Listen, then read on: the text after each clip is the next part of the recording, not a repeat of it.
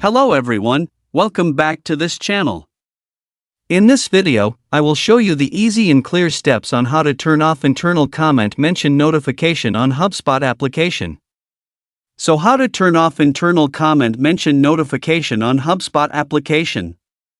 Make sure you keep watching this video until the end. Let's get started right away.